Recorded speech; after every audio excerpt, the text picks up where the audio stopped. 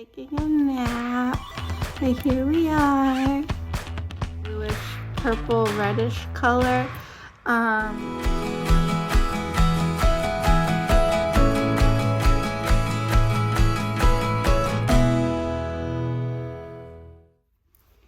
everyone, I'm a tad bit chilly. I ended up taking a nap, but here we are. Hello and welcome to my channel. If you are new here, my name is Mallory.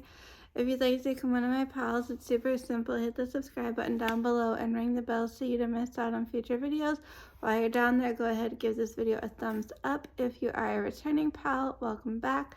So I wanted to talk about good old-fashioned blood volume and blood pooling and pre-syncope, or people who actually have syncope where they pass out, faints, etc. So we're talking about people with POTS, postural orthostatic tachycardia syndrome.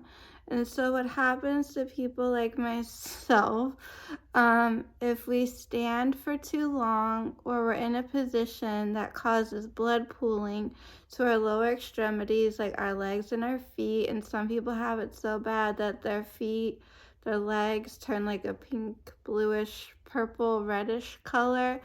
One time I was leaning over the couch, like with my arm dangling down, trying to pick something up off the floor, but my arm wasn't long enough and I couldn't get my body like to just grab it. My mom was like, "What are you doing? Do you need help?" I'm like, "Yes, please." And then I looked at my hand and it was turning blue. And I showed my mom. I'm like, "Look." And she's like, "What?" I'm like, "Blood pooling." So lately I've been developing pre-syncope, and something I've noticed where I feel like I'm going to pass out, and my rule of thumb is if my heart rate goes high, I go low. Meaning if I'm standing, I'll sit down. If I'm sitting down, I lay down on the floor. I elevate my legs. I have a whole protocol. I try to catch things early. I don't always, but at least I've been lucky enough to catch it early enough that I don't actually pass out, and I managed to get things to normal. But I've been told in the past I'm not someone who passes out. Like, I'm not a fainter, I'm an almost fainter. But I will say this, that the pre-syncope feelings are not fun because you feel like you're gonna pass out. Your body jumps through all these hoops and like takes you to the very edge and then just lets you like dangle there. You don't actually like pass out, and it's like sometimes I wonder if like, I think other people like have said this too. They're like, if only I'd pass out, then I'd feel better. But then I also hear from people who do pass out how exhausting and awful it is in the recovery process after. So like, I'm really glad I don't. And I pray to everyone up there that I don't pass out. So if you're wondering like, well, what goes on? Okay, so, and this is why a lot of people like myself, we feel our best when we're in a reclined position, when we're laying down, because like our whole body is level or our legs are elevated. I don't know how this works, and this is just a little fun fact. I learned that sleeping like upright and like elevated helps with low blood pressure. And so I have an adjustable bed, and like I do keep the head part, what would you call it? The head of the bed, like higher up. So if I were to like properly prop myself, I'd be like almost sitting all the way up in bed, but just maybe like leaning back a little bit. But I don't know what I do in my sleep, because I always wake up like flat on my back, and I'm like, no, I gotta be up. So I immediately like get my body to like in an upright position. If I've been sitting for a while and I start to not feel good, like I said, I go and lay down. If I've been laying for a while, whether it's in bed or on the couch, doesn't matter whose bed, because I do this in my mom's bed too, the first thing I do is I will sit up, like all the way up, perfectly straight, sit crisscross applesauce, or I might have my legs like flat out in front of me, like so, and give my body a minute to adjust to being in that position. And I assess, how do I feel?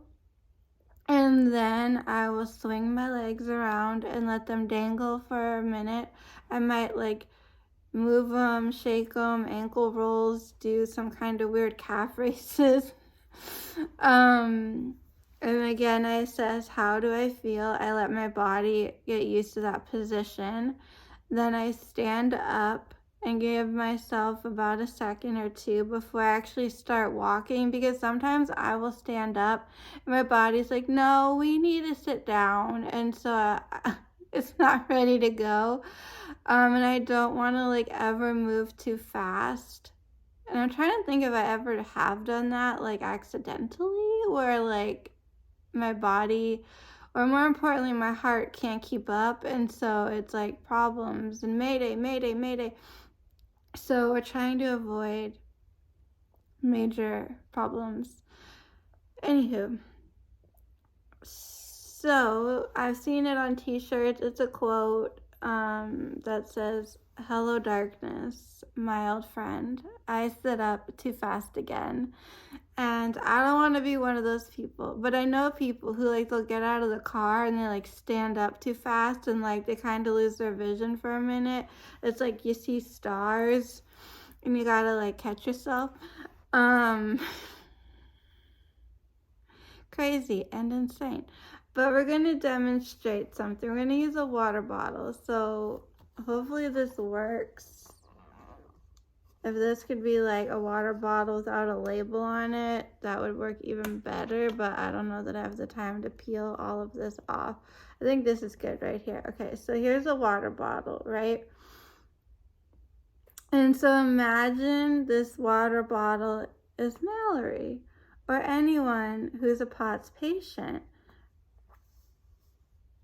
This is my feet. This is my head.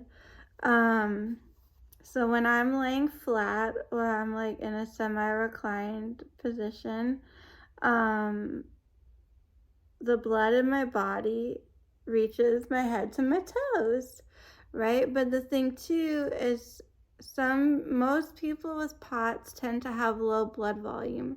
Some people it's more severe and like than others. And if that is, it's a certain type of POTS. And oh my God, I can never pronounce it. I can kind of picture the word in my mind, but brain fog will not allow me to even attempt to figure out how to pronounce it, to tell you about it. But feel free to Google it. Postural orthostatic tachycardia syndrome with very low blood volume. I think that's what Bethany Frankel has, but I can't diagnose her. I'm not her doctor, but based on what I've heard from her from the Real Housewives of New York, I think that's what's going on, along with what else she's been told she's been had by her doctors. But anyways, that's why like donating blood can be dangerous to a POTS person. That's why when like doctors that don't know me very well ask for lots of blood work, I'm like, ugh. And like my primary care physician, she gets me, but this one doctor wanted all these labs I might have talked about in a prior video, and she's like, if I do this to you, you'd be like half empty. But no. Right, so anyways, I'm trying not to digress too much, but I do want to share some little fun facts and whatnot. So, got a little blood to my brain, my heart, my upper extremities, right? Like if this is the middle of the bottle, is the middle of my body, the abdomen area, it's got nice blood to it. My legs, my feet, you know, my arms, my hands, and vision, all those, my extremities, like everything's got blood. But then what happens when you sit up, or, and this is worse, when standing, and in the heat, because the heat makes things expand, like your blood vessels, and then the blood just whoosh. So upon sitting, and even more so standing, so I take my body from a horizontal position where I feel like I'm a normal person, and I stand up. Now I feel like, why? This is my this could be the middle of my body, like anything from the abdomen up, my upper extremities. Where'd the blood go? It's all down here. My abdomen, my legs, my feet. So what happens? Now my brain doesn't have any blood and it panics. But you want to know what panics the most? Is my heart, because the brain is sending a signal saying we don't have any blood. So then the heart starts going and beating very fast, like 10,000 million miles a minute. That's an exaggeration, because it's trying to get the blood that's all just dumped itself to my lower extremities and have to go upstream and go back up here for this to all calm down, because poor circulation is a problem. And so what happens is you go, oh man, my heart's going. Ooh, I feel lightheaded. I feel dizzy. Let me go lie down. Now the blood is back to the vital organs. Now you slowly start to feel better. But of course you're exhausted from what just happened to you. And so that, my dear friends, is one of the many things that I've been struggling with. So that is why people who have POTS are told to consume, are told to consume copious amounts of water, because our bodies do not retain it. We do not hold on to it. There is a medication I take. I jokingly say it's the opposite of a diuretic, because when I'm not on this medication and I drink the amount of water that I drink, you want to know how many trips to the bathroom I take? If I had a nickel or a dime for every time, I'd own the bank, right? But thanks to this pill, I probably take like a normal person amount of trips to the bathroom. Sounds weird or whatever. We all pee as long as we're hydrated. And that's the thing. We dehydrate easily. So like I had almost 40 fluid ounces of water in the middle of the night. So this morning my urine wasn't the color of applesauce. It was more like a light lemonade. Have you ever woken up in the morning and you're like, why is my pee so dark? Well, when you sleep, you're not drinking. And when you're not drinking, your body's getting dehydrated. So that's why I always keep water bottles, even one that's like 16 fluid ounces. So I can quickly, it doesn't have to be, you can keep a glass of water, whatever floats your boat. So when you get up first thing in the morning, you can go ahead and start chugging and rehydrating your body and get your day going. And also partly why we are told to eat copious amounts of salt, like to the point that the American Heart Association would be shook, because salt helps the body retain water. So I think I might have mentioned this in passing in some videos. I was told to eat 7 grams of salt a day. Now, if I had a little like measuring thing, like you know those like bowls that go on like what looks like a scale, and people can weigh the flour and the whatnot when like baking. Like if I had something like that and I could put it in grams, I would fill it with salt and then put it in like a salt cellar, because I have a salt cellar. And then that would be, or some people put it in a little Ziploc baggie or a little Tupperware container. And then throughout the day, you know, they take from that to sprinkle on their food. Then we have our salty snacks like chips, popcorns, and things. Then we like load up on the ramen. Some people love to eat pickles. I don't. I prefer olives. Some people will drink pickle juice when they're in a pickle so they don't pass out or have worse problems when they're feeling very symptomatic. And so yeah, and like my brain's like owie. So I eat all this like table salt, you know, I sprinkle it on everything just about. And then I use the Vitasium. So this is Vitasium by Salt Stick. I also have the plain old salt stick. So the salt stick, I should have brought it to show you. It's in my walker because I bought it. It's like a little to-go packet where you can like, you know, peel open, and it's a reusable little pouch, and there's like 10 in there, and you take 2, and I have it in like a tart, I think it's tart or tangy orange flavor. I had a bottle of these that was peach flavor, not the Potassium by Salt Stick, but the Salt Stick one. A little confusing perhaps. I don't know what happened to it. Maybe I ate them all, but the peach flavor I love for that. But that one has sodium, potassium, magnesium, and calcium. It's got all your electrolytes, and it doesn't have the like. It's not loaded in sugar like a typical sports drink would be.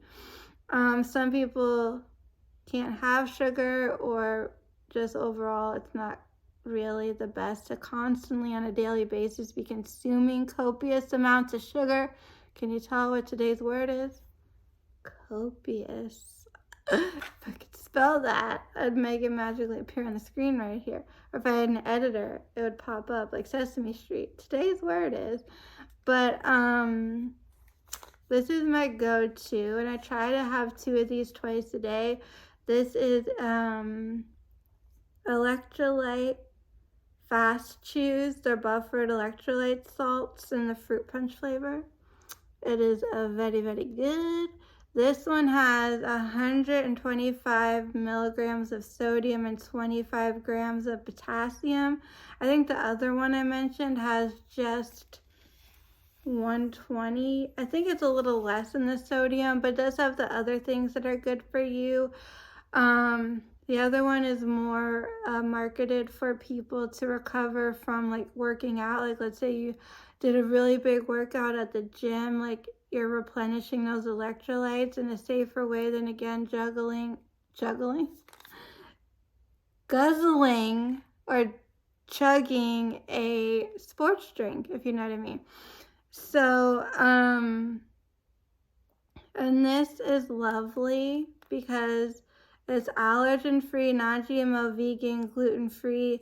This was, it's a clinical dietary management for autonomic dysfunction, including POTS. We have Ehlers-Danlos syndrome, cystic fibrosis, and vasovagal syncope. I don't think I have am I saying that right? Vasovagal syncope. Some people, when they see blood, have their blood drawn. A lot of men, when they're watching their wives give birth and they get a little peak, they pass out. I believe that's what that is. But these were specifically formulated for people with dysautonomia. And it goes a little more into it, but it's kind of covered by the sticker. I get these on Amazon. You can get them from Amazon or the website itself directly. You can join the Potassium Club and get either 20 or 25% off. This is not a sponsored video. There's no ad, no affiliate, no nothing. I mean, the Potassium Club, like that's just something I know about and I'm sharing with you. But you probably will find out if you go on their website. I do have 2 sample packets because they came out with drink mixes. So the Potassium by Salt Stick, right now there's 2 flavors, fruit punch and grape. Right now the only like grape flavor or purple anything that I like eating are the purple sweet tarts. Anything else I'm like, no thank you. But this, it's delicious. The peach is delicious. The orange is good. It was a little bit soggy. I've had them for a while in the cupboard. I don't think they've expired. I don't know. I haven't checked. I don't know that something like this could go horribly wrong as far as like it being, I mean, if you've had it in like cabinet for like 10 plus years, maybe get a new one, but so far it's so good. This expires in September of 2024, so anywho, and then I realized that these, I think, have like a silica type packet in them, because these are not moist. It's like have a weird texture like that to them. If you've ever been to Florida, I don't know where else they do this, but they keep rice in the salt shakers. I remember being a little kid vacationing, thinking that was the most weirdest thing ever, and why would they do that? And it's because the rice helps to absorb moisture, so the salt just doesn't all stick together, and when you go to try to shake the salt shaker, nothing comes out. So, that is kind of what my body does to me, amongst other things. So some of these new meds I'm starting, like I have meds to help lower my heart rate, hopefully something to help raise my blood pressure, and there's one of the medications is a vagal constrictor, so like it's supposed to help with blood pooling and all of that. This is my blood pressure cuff holder.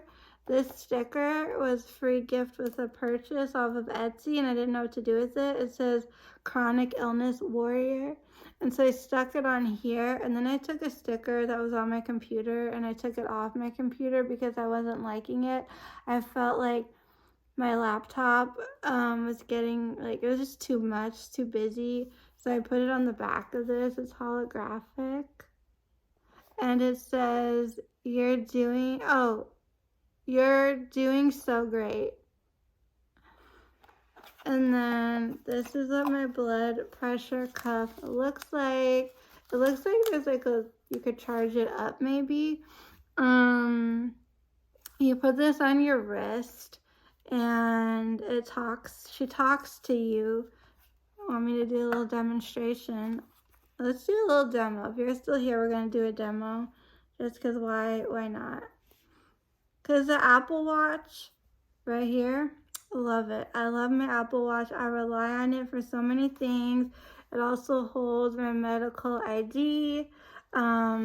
Should that be a problem, people have to, like, rescue me or something. I sure hope that day doesn't come. But anywho, it can check my blood oxygen levels. It can check my heart rate. It can do an ECG, but it can't do blood pressure. And this is the Apple Watch. I think it's 7. It's not like the new one. It's like the one before the new one.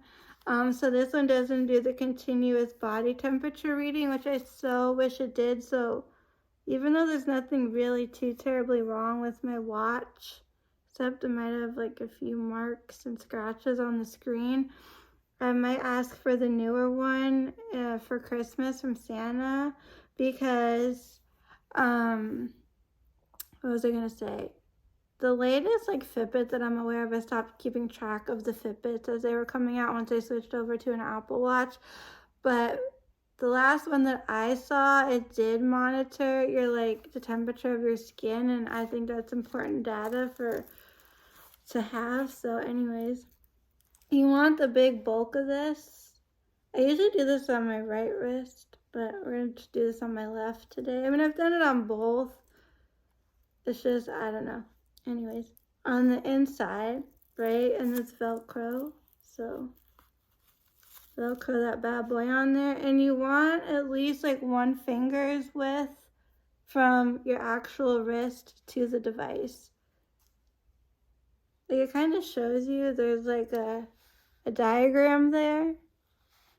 I know I've demonstrated this before on like an Instagram reel, and I might have made it a YouTube short, but you do have to wait a minute, and I think people might get bored. But anyways, just be prepared. So all that I know, there's an S and an M button. I don't know what those stand for. I thought maybe small or medium, but no, I don't know. So I just hit this button. And if nothing happens, there's a little, oh my god, y'all, there's a little like thing over here. I just make sure that that's properly turned on. Might want to make this a smidge tighter. And then when I feel like that's pretty good and as centered as it can be, we hit the button. Keep quiet and relax. Please keep the cuff at the same height with your heart.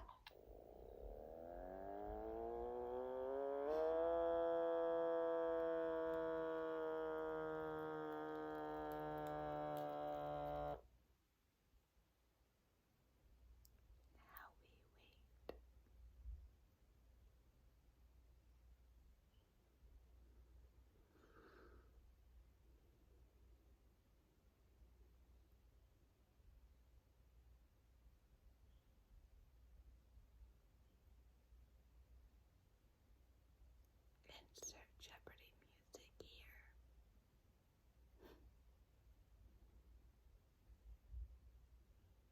Measuring over. Your blood pressure is systolic pressure 90 millimeters of mercury. Diastolic pressure 60 millimeters of mercury. Your pulse is 87 beats per minute. Measuring result is normal. 90/60.